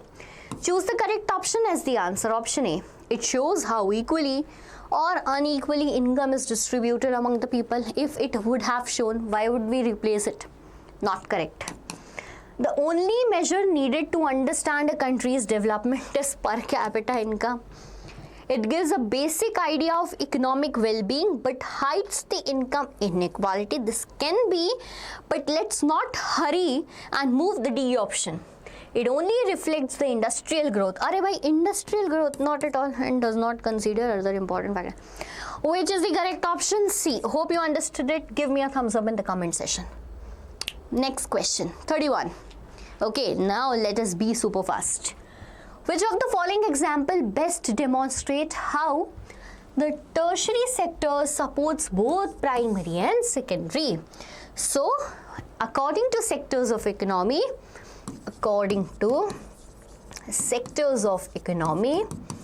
how many sectors in the economy are there?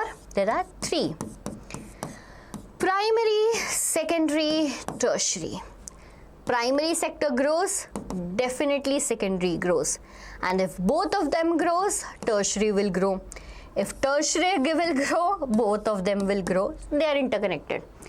Question again, Following example best demonstrates how tertiary sector supports primary and secondary sector. Option A. Farmer, like see, tertiary is supporting primary, secondary. Okay, don't reverse it. Farmer grow vegetable, send them directly to consumer with no transportation or storage involved. How can be possible? They need transport, na? A factory makes shoe and use raw materials like leather to create the product, relying on transport and retail stores to distribute. It can be option C. A bakery bakes bread and uses delivery service to send the bread to local shops for sale without any direct involvement. How can it be possible? They need the raw material. Company produces furniture from wood but does not require. Arey bhai, B is the correct answer. 32. Which one of the following issues currency notes in India? My favorite question hai. CBSE का favorite question है which agency issues currency? RBI. लिख लो दिमाग में. Write it somewhere in the mind. Reserve Bank of India, established in the year 1935, and what it issue currency. It is also known as banker of the bank. Write an essay on this. 5-mark question can come. What are the role played by RBI in a nation? Okay, it supervises the credit facilities in the country. Okay, it is a banker, it is a last resort for all the banks. Like it is helpful for bank when they are getting bankrupt or anything like this happen. So RBI will help it. Get it? 31, 32. 33. Person Z tries to explain how the requirement of double coincidence of want in a barter system limits trade and exchange. Which of the following justification do you think? But I think, my dear students, as I was scrolling Instagram and saw a reel that everything was going fine. We were cutting trees, we were plucking the fruits, eating eating animals, living the life on stones. Who is the person got the idea of this money, and now everyone is running behind money like crazy. However, change is the only constant. So person Z tries to explain how the requirement of double coincidence of want limit. Okay, fine. It make trade more complicated as each person must have what the other person wants, limiting the pool of potential trade partner. This point is correct. Let's read other. The barter system allows trade to be conducted more efficiently. Acha, since both parties already know what they need. No. It increases the number of exchange because each person can trade for exactly what they want. Not at all possible. Like I want a watch right now, right? And I teach. What is the possibility that the person selling me watch want to get their kid of class 10 to be taught by me? No chance. System creates value for goods by ensuring that both parties have a direct need for each other's good. A is the correct one, bhai. सीधा सीधा A लगाने का. Okay. 33 done. 34. Column A, column B. Okay. Recognize and choose the option that correctly. Sometimes now what we do, we directly jump and see the column A and column B, get happy. Okay, let's mix it. And we forget reading the statement given above it. Okay. See, it can be here indirectly written. Can be possibility, and chances that we make the wrong answer. So read it, okay? Column A, that's effect of globalization. Column B, it's the outcome. Increased foreign investment, cultural links and awareness, technological exchange and awareness, growth of multinational companies. Padna padega. So what happened because of the increase of foreign investment? So foreign investment increased. Expansion of global market and access to technology. Okay. Loss of traditional jobs due to automation and cheaper labor elsewhere. Spread of cultural practice, ideas and values across. Fine. See, cultural exchange and awareness. By I know this, 2 ka 3 is for sure. 2 ka 3, 2 ka 3, 2 ka 3. solved. Crazy, but let's see. Okay, not crazy. Increased foreign investment leads to expansion of global market and access to technology. Yes, that's very true. Technological exchange, again, see. What happened with the technological exchange? This traditional jobs, automation, cheaper labor elsewhere, growth of multinational companies, large companies becoming dominant in the global market, small ones are suffering in that. Okay, D is the correct option to this question. Hope this is clear. And moving to the last subjective type, that's of economics, question number 35 in front of your screen. Evaluate the utility of public services in contributing the overall well-being of individual and society.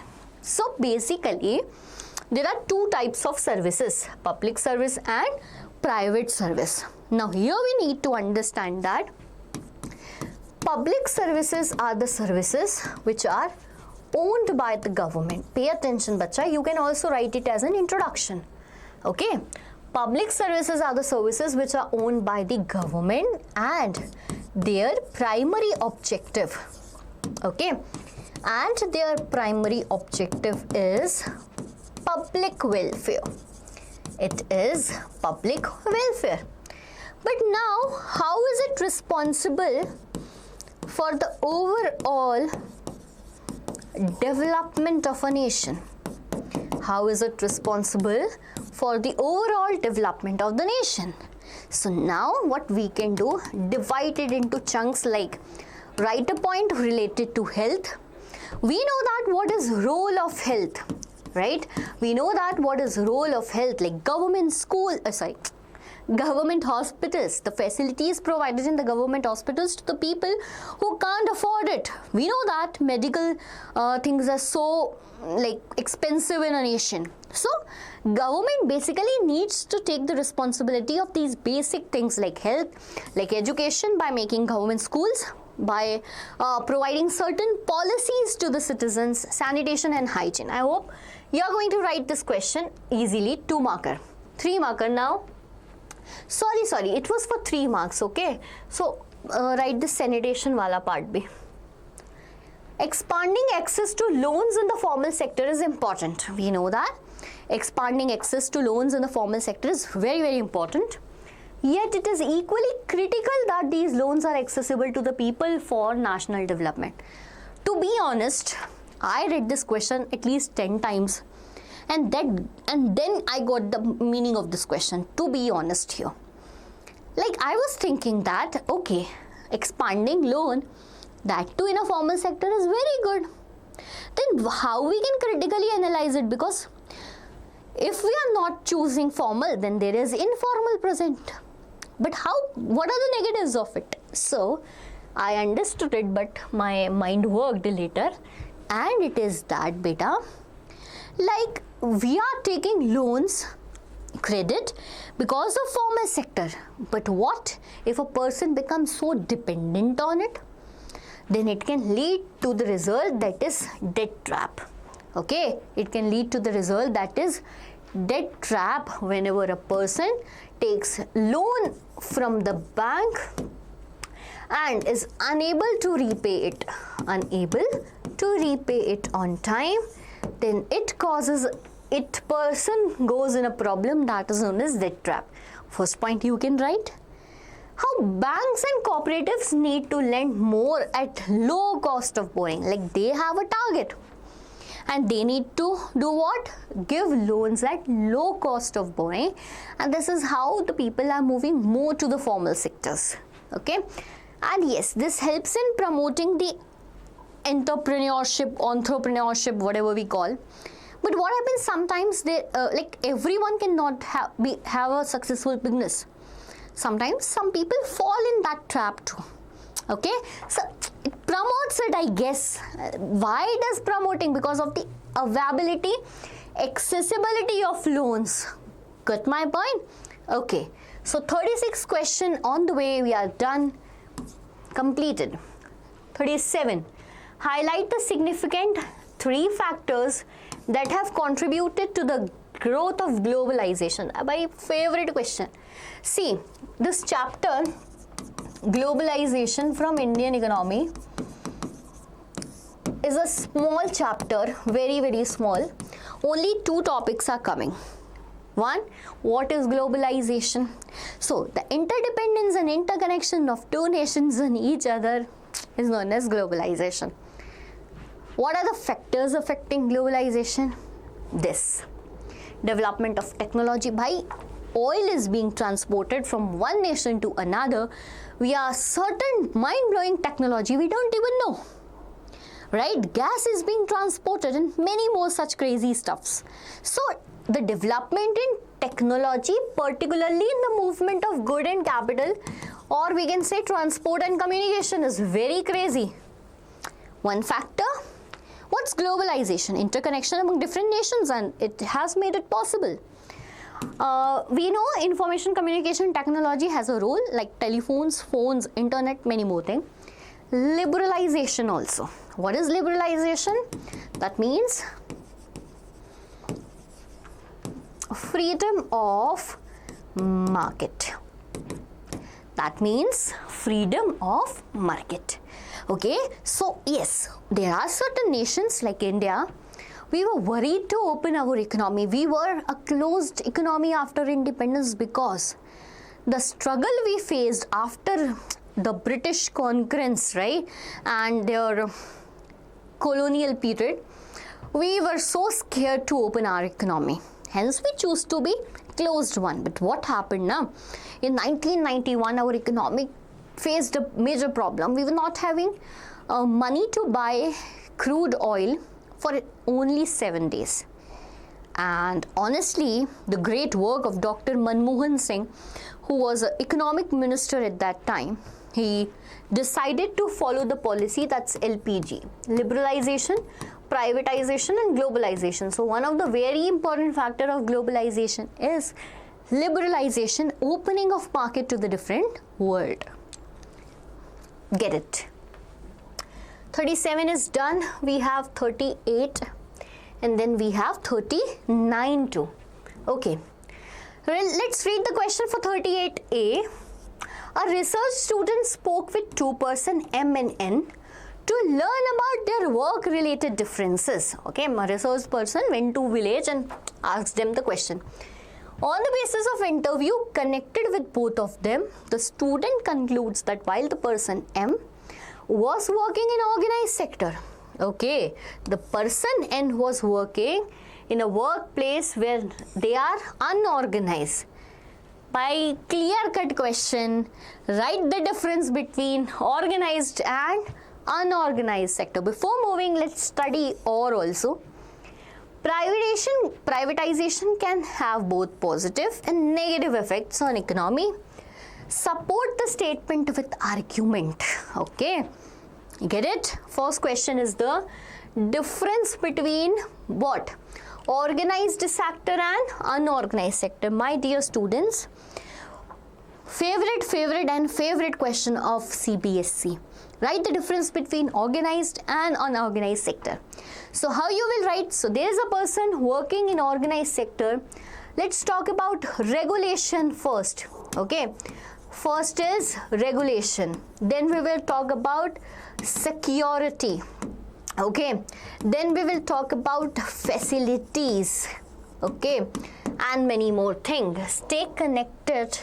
So the first thing, talking about organized sector, it is regulated by the government. It follows all the rules and regulations set up by the government, but it does not. If we talk about security, so yes, the job is very much secured. Job is secure. But in unorganized sector, job is not secured. Whenever there is work, you will be called for the work. If we talk about facilities, let us divide it, right? Your working hours, okay? Your working hours in an organized sector is fixed. However, here it is not fixed, right? See, if a person is working in a shop nearby your home, no time is fixed. They will be called whenever. They will be asked to close the shop whenever the customer goes. No time is fixed for them, okay? And if anyway they are working extra hours, okay, in organized sector they will be paid, but no such thing is paid here. Their salary is provided to them on time. They even get the benefits like I just forget. They even get the benefits like gratuity. Okay, they get medical benefits like maternity leave, paternity leave, and many more things. However, no such benefit is given here. Make a clear 5 difference answer. Definitely going to get you help. How many marks? 5 marks. Okay. Congratulations, because this is the last subjective question of SST. I am happy to complete it. I don't know about you. What are you feeling right now? Okay. Are you happy, guys? So privatization, as I told you, basically if we talk about the definition of privatization, 3 things was done.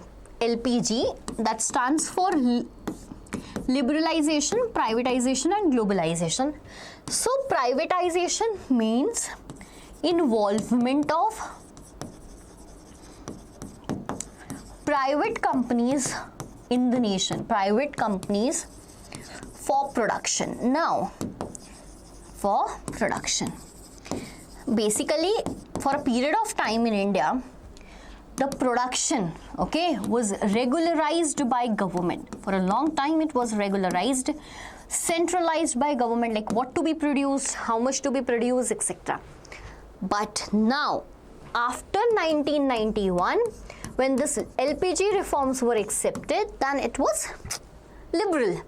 What are the positives? Increased efficiency and productivity. For obvious, like you will be given a free hand, you will produce more goods so that you can have a good access to the market.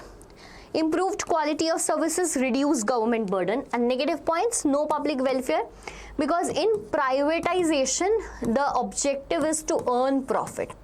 So no public welfare will be seen. Like if you go to a hospital that is owned by a private individual, they will not see that you are rich or not. They will ask for money. Loss of employment security, yes. Like in government job, what we say, my life is set if we get the government job. But what if not?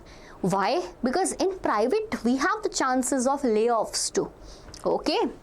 And wide gap between rich and poor, yes, this happens. It creates a wide gap between rich and poor because privates have free hand. There are 2 outlets of Tata Group. One is Zudio and the other is West Side. All the goods are produced in Tata Group, but huge difference between the prices. One is for the richer groups and one is for the medium group. Getting my point? So this is it. And relax, map work. So my students, we have map work for 5 marks. We have map work for 5 marks. For geography, we have 2 marks. And then for history, we have 3 marks.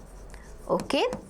The question was asked in between and I asked you to write it in the book, but let's recognize in history a place where civil disobedience movement was there. So they have given you a blank space here marking the place. You need to identify it. Basically this is Dandi, okay, the place where it started. And the September 1920 session, it's in Calcutta. This is of identification. They will mark the location. You need not to mark it. It is only for identification. But in geography, you need to locate and label. Locate and label. Okay. Let's talk about it. Airport in Tamil Nadu. Arey bhai, it's so large. I marked. I don't know why. Okay. So mark it here. Then stretch a line, right? Chennai Meenambakkam Airport. Okay.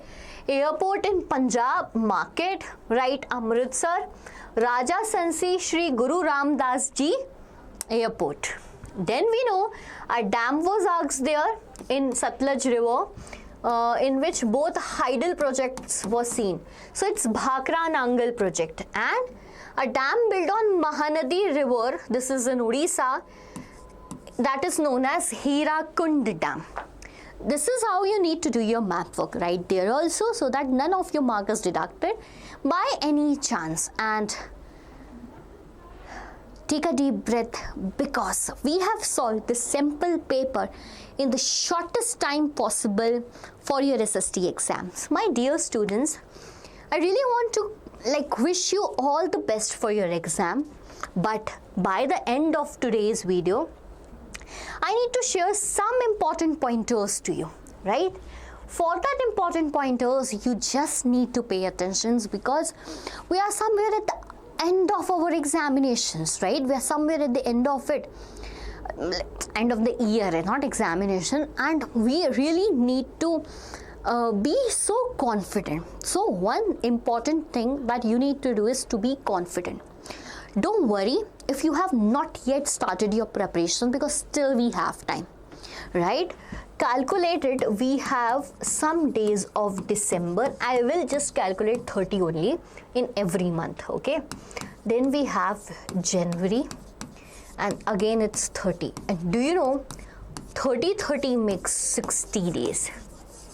Okay, I don't know about other subjects, but you have SST with 19 chapters only. I was not planning to give you strategy, but I don't know what came into my mind, and I'm sharing this with you.